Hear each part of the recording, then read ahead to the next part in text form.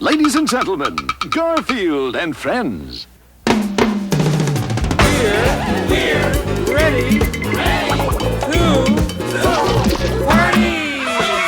Ready to party, we're ready. I hope you bring lots of spaghetti. Come on in, come to the place where fun never ends. Come on in, it's fun party with Garfield and friends. Dancing, Fiesta! romancing, Siesta! samba, La Bamba! Ay, caramba! Disguises! Surprises! And pies out! All sizes! come on in, come to the place where fun never ends.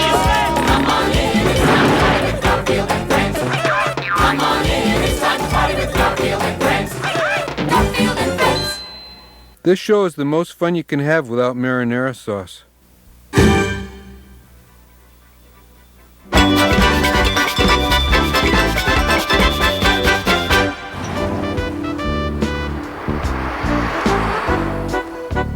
Let's find a place to eat, guys. Music to my ears, Arbuckle. I have a date with Gwendolyn tonight, so I should eat light. Let's only go to 2 all-you-can-eat places. Gentlemen, Where?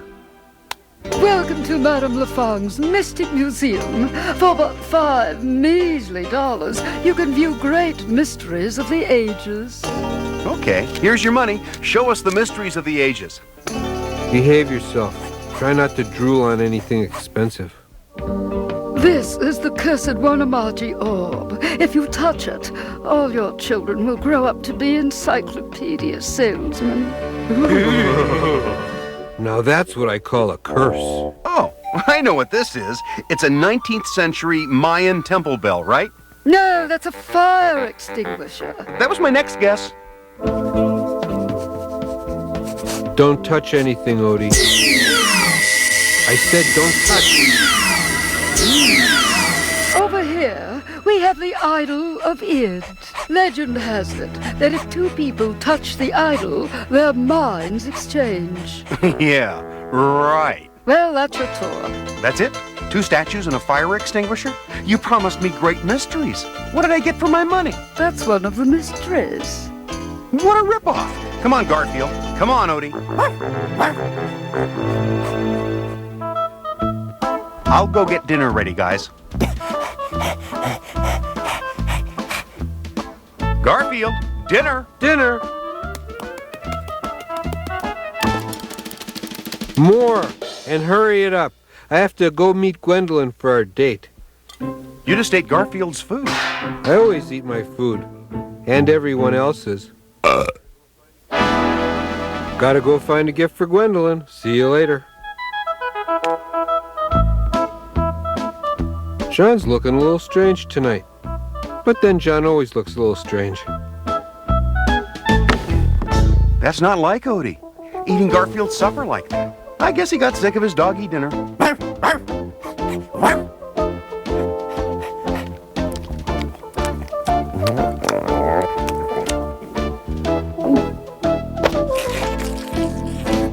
Garfield? I mean Odie. I don't know what I mean.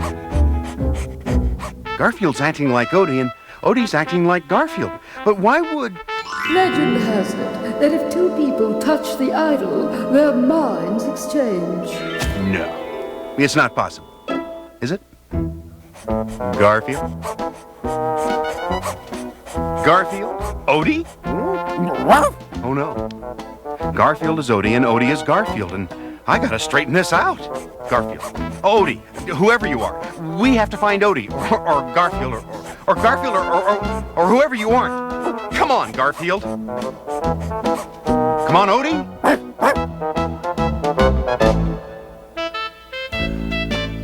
Hey, Gwendolyn, honey. Don't Gwendolyn honey me, Brick. I told you, it's all over between us. I'm dating Garfield tonight. Garfield? That fat, lazy wimp? He's weird. He is a gentle cat, unlike some felines I could name. Hi, Gwendolyn. So, what do you want, dog? Who are you calling a dog? I am calling you a dog, and I hate dogs. Excuse me, I think I have to be anyplace else. Hey, why are you chasing me? I'm a fellow cat. Don't try to con me, dog. We've got to find him. Garfield, go look for Odie. Odie, go look for... Oh, go look for someone. Where's Garfield? It's not like him to be late. Unless someone has been passing out lasagna. Oh, here he comes. Well, it's about time. What do you have to say for yourself? Hey, what's wrong with you? I thought you said you were going to bring me a gift.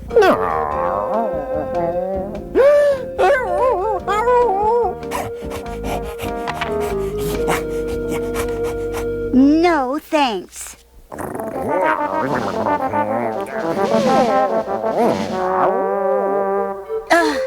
I meet all the classy guys. I'll get you, dog. Why does he keep calling me a dog? That guy's been hitting the catnip too hard. He's, oh hi Odie, bananas if he thinks I'm... I've had nightmares about this. Listen, I may look like a dog, but I'm a cat, and somehow I wound up in a dog's body, and I wouldn't believe it either, so I'll just run. Hey, why am I running? I'm a dog.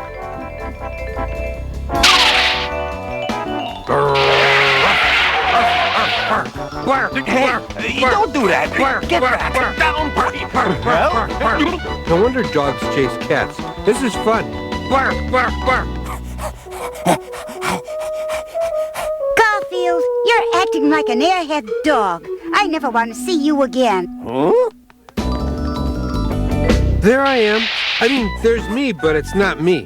I mean, even I can't figure this one out. Garfield, Odie, whichever of you is which, come with me. We have to get back to that museum and straighten you two out. That piece of junk actually has the power to swap minds. I paid $11 for that. Well, it worked. Guys, quick, touch the idol. The idol of id. I just hope it worked first. Garfield, Odie, come out, whichever you are.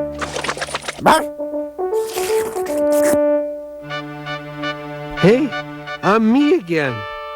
Help me pick up the pieces of my priceless idol of id.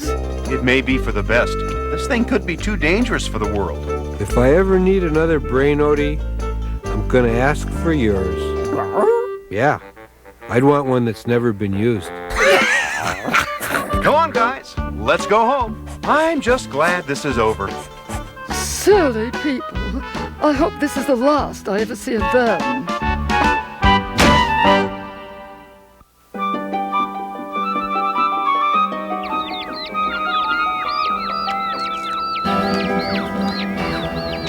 Whoa! Oh.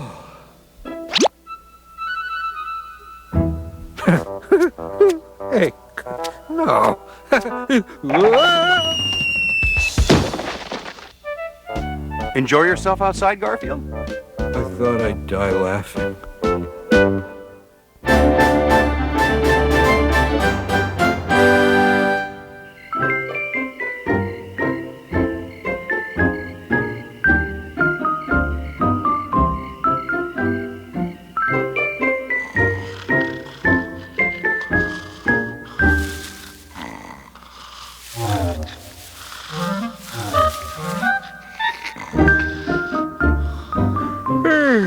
Good night, Booker. Good night, Sheldon.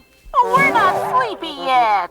Yeah, read us a story. A story? But guys, it's late and... I can't sleep without a story. Yeah, Orson, you always read us a story.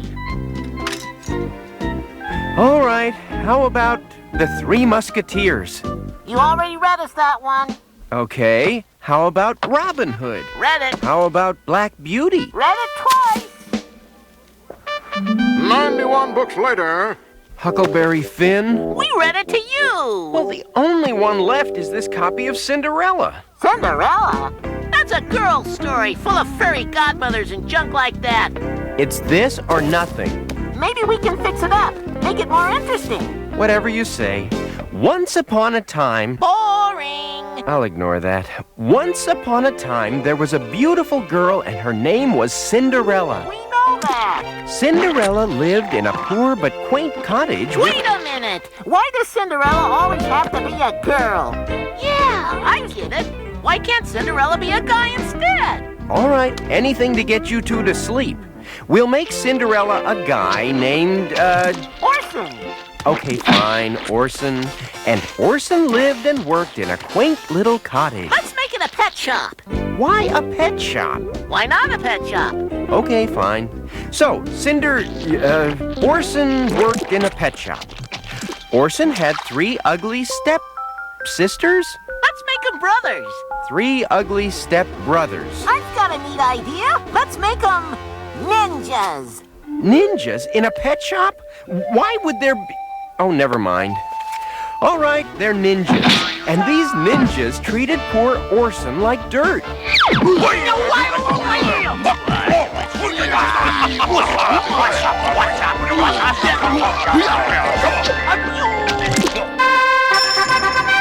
One day, the king's messenger came by the pet store to announce a royal proclamation.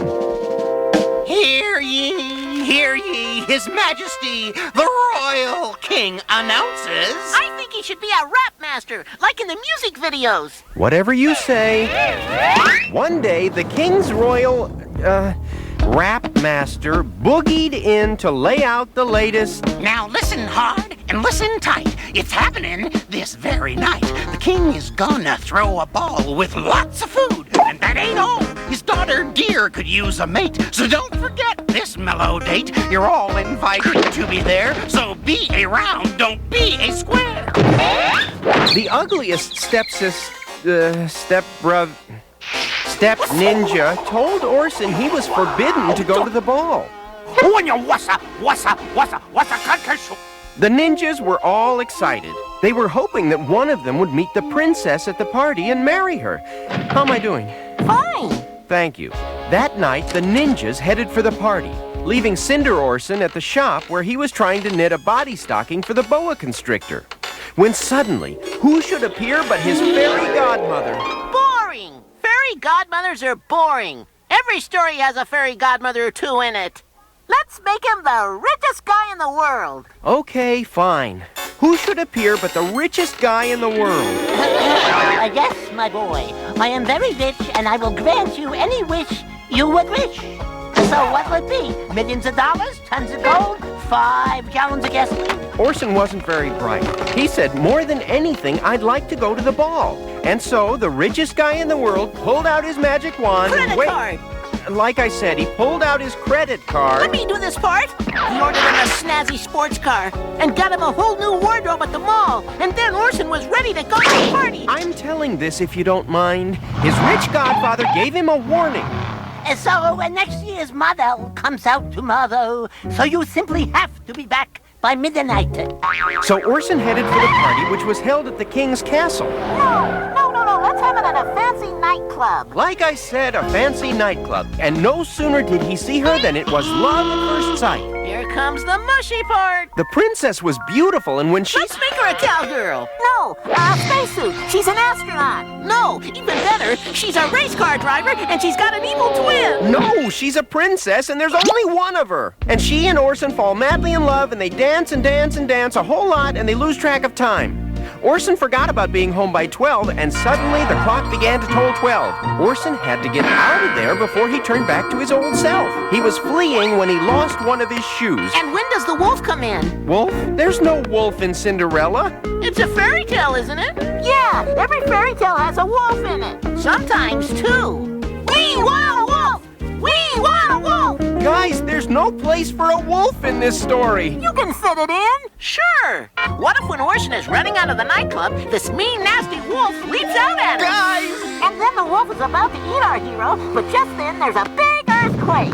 And the earthquake opens a big crack in the floor and dinosaurs come out. Dinosaurs? Where did dinosaurs come from in Cinderella? And the dinosaurs broke out and rolled around the city, and then they ate a lot of cars and things and people. There are no dinosaurs in Cinderella. Okay, that's it. Enough. What about the end of our story? Then the planet Jupiter collides with the spaceship. No! This is not the story of Cinderella. The story of Cinderella is this. Cinderella was a poor girl who lived with her ugly stepsisters. One day they announced that the king was throwing a ball so the prince could choose a bride. The stepsisters wouldn't let Cinderella go to the ball, so she stayed home, and the fairy godmother appeared and changed a pumpkin into a coach and some mice into horses, and she told Cinderella to be home by 12 or else. And Cinderella went to the ball, and she looked beautiful, and the prince fell in love with her, but then it was 12 and she had to leave, so she ran off. But she left one glass slipper behind, and the prince said, I must find a woman whose foot fits this shoe, and I will marry her. And he went to the house until he found Cinderella, married her, and they lived happily ever after, and that's the end, so now go to bed. Good night, sweet dreams. See you in the morning. Sheldon? Yeah, Booker? What do you think of the story? It's kind of fast and it needs more ninjas. Yeah, it did. Oh, good night. Good night.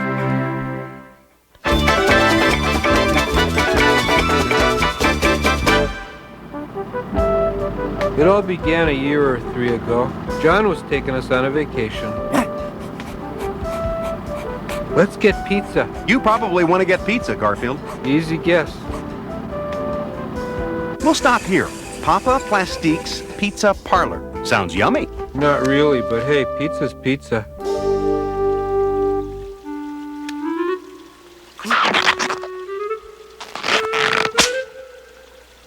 Well, actually, sometimes pizza is rubber.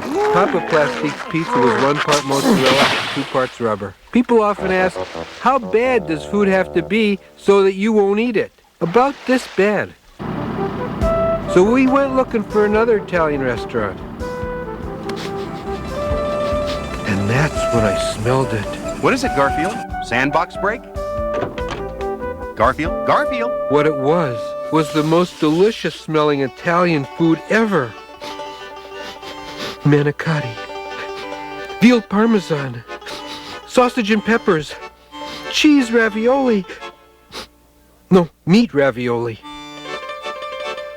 Garfield, do you want to eat here? Garfield! Garfield! Did they really think I'd stand around outside when the pasta was on the inside? Or about to be on the inside? Now, I've eaten Italian food. I've had the great and the near great, but this was the greatest. The cook was named Mama Manicotti. She was also the waitress, cashier, and owner of the place.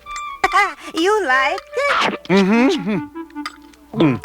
Say, do you know a motel around here? We're vacationing. Oh, you could rent my spare room for the night. Oh, it's very comfortable, and I could use the money. Guys, want to stay here? I never want to stay anywhere else. Oh, my goodness, another customer. She seemed surprised at that. It was obvious this place didn't get a lot of business. In fact, that wasn't a customer that had just come in. For the last time, Mr. Plastique, my recipes are not for sale. Plastique? The guy with the cardboard pizzas? You wouldn't be able to use my recipes. A recipe is a recipe. No one comes to this dump. You'll be out of business soon, and you'll beg to sell me those recipes. Oh, I wonder if I did the right thing. When a cat tells you you did all right, listen, they know. But what I didn't know was how badly Papa Plastique wanted her recipes. He wasn't dumb. He knew how lousy the food at his places was. That woman's recipes are the key to millions. Do whatever you have to get them. Leave it to me, Papa. Mr. Plastique. He was a private investigator, and he had a different approach to getting her recipes. He decided to steal them. But of course, we didn't know anything about that as we settled down for the night. This was the den of my late husband. He used to run the cash register, and I would cook for him. Oh, I still cook for him, in a way. Every time I make something, I taste it and say, Arnold would have loved this. He would have loved tonight's dinner, that's for sure. Oh, my cat and dog wanted to sleep downstairs. Is that okay, Mrs. Manicotti? They like the smells. Oh, that's fine. Sleep well, Mr. Arbuckle, and call me Mama. Okay. Well, good night, Mama. Downstairs, the Pooch and I were having trouble sleeping. We kept smelling cheese and garlic. And then there was that sound. Someone had decided to turn this place into a takeout service.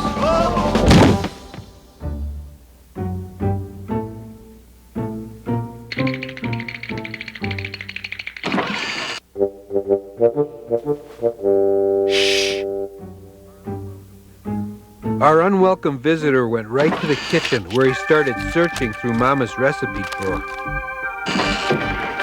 Hey, Cat, what are you doing here? Get away from me, dog!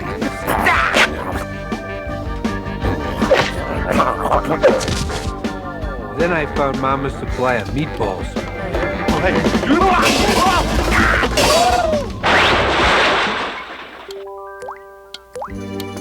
I have a burglar! No, you had a burglar. Call the police. I think this merits at least a midnight cannelloni snack. The next day, Papa Plastique apologized for what his man had tried, and he made another attempt. I am sorry, Mr. Plastique, but your chefs couldn't cook from my recipes. I'll make you a deal. You give them your recipes, and if they can't duplicate your cooking, I'll give you $10,000. You have a deal, sir.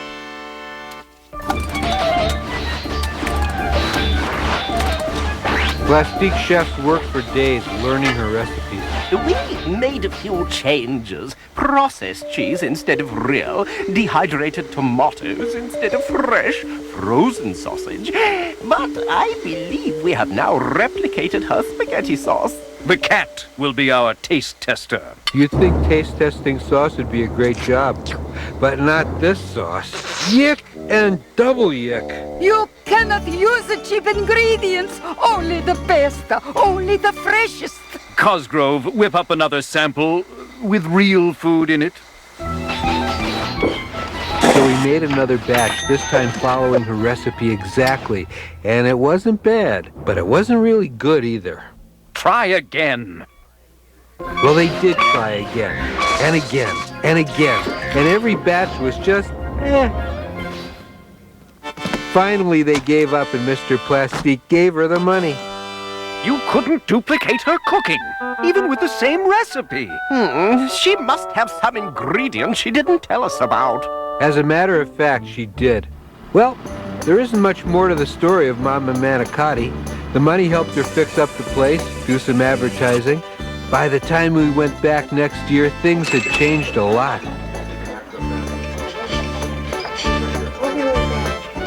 She still cooks the food, and it's still the best I've ever tasted. Oh, wait. You're probably wondering, what was that missing ingredient? I'll show you. You see, Mama tastes her cooking constantly and keeps adding the right spices so it's just perfect. Good cooking doesn't come from the kitchen. It comes from the heart.